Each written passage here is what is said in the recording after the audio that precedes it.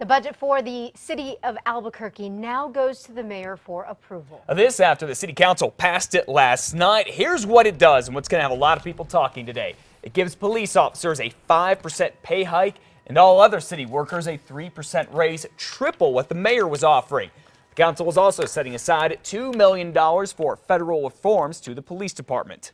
It shows a serious commitment to the DOJ recommendations that will come out and our commitment to reform and just doing what it takes to make sure that we're turning the page.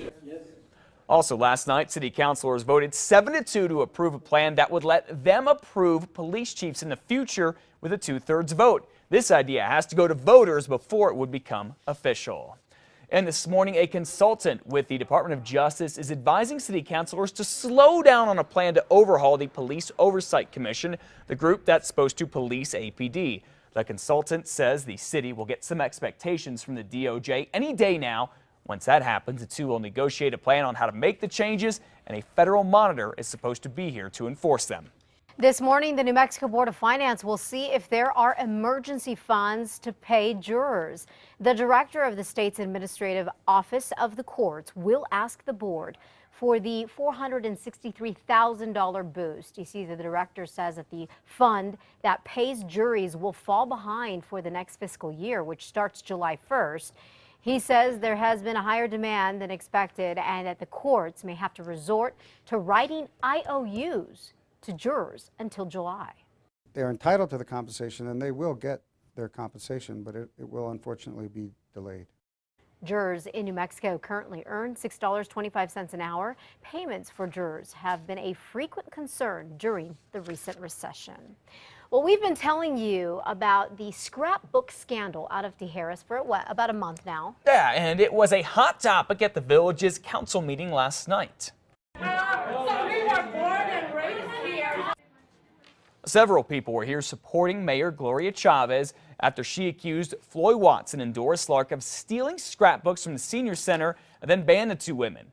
Lark died last month and a judge dismissed both women's court cases last week, but it did not stop some from asking the mayor to go after Floyd Watson again. We, as the seniors of the Tijeras Senior Center, want the mayor to file this case in civil court. Ms. Watson's supporters were not allowed to speak at the meeting because they did not sign up 3 days in advance. When the mayor adjourned the meeting, things got really tense. Floyd Watson and our dearly departed Doris Lark didn't have any justice tonight. Ms. Watson is still banned from the senior center. The mayor had said the council would talk about that yesterday, but it never happened, and we don't know when it will.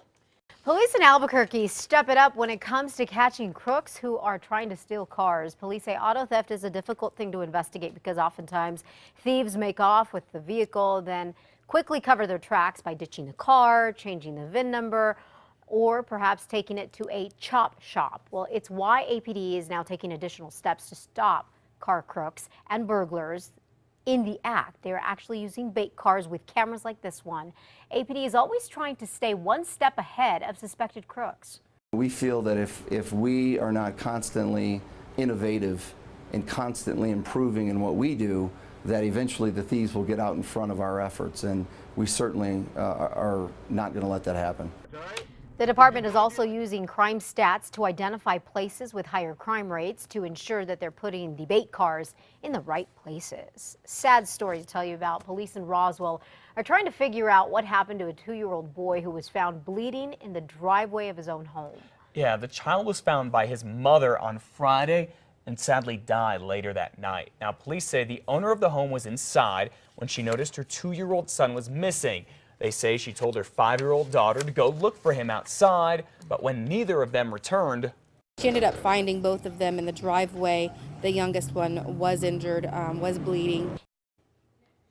Investigators say the boy was so badly hurt he had to be rushed to a hospital in Texas. He sadly died later that night. Now, right now, police are not saying how the boy died or how badly he was hurt or how he was hurt, but they say they think he was hit by a car. Neighbors say they saw the boy and his sister playing earlier that day. The boy's body has been sent to the office of the medical investigator in Albuquerque. Police are waiting for autopsy results before they release more information. Well, at 5:36, it could cost you more green to get medical marijuana here in New Mexico. The Albuquerque Journal says the state wants to start charging people who use medical marijuana $50 a year and triple some producers' license fees up to $90,000 a year. There's already a big medical pot shortage here in New Mexico. We've been telling you this for months, and the state is thinking about letting producers grow more pot, but it looks like they'd have to pay more to go ahead and do that.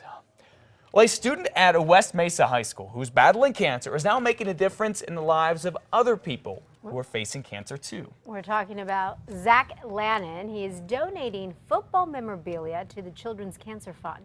The items were going to be sold to help pay for his own treatment, but Zach is now donating them so that they can be auctioned off to raise money to help others. He says it's his way to thank everyone in the community for their help. Just so that the kids with cancer in Mexico can benefit from it, and just so they could have money to do, because I know like some families hit hard times with all the medical bills and stuff like that.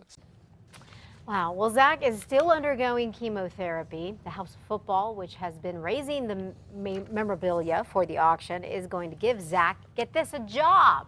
Congratulations He's to going to him. love That's that. great. You know, a few months ago, we had a House of Football on our sister station, 2 Casa, this morning, and they talked about all the stuff they got donated. We're talking about jerseys and signed pictures from some of the biggest stars in football now and in the past. It's incredible and how generous some of these guys are to help raise money for Zach. Good for the House of Football for helping out as well.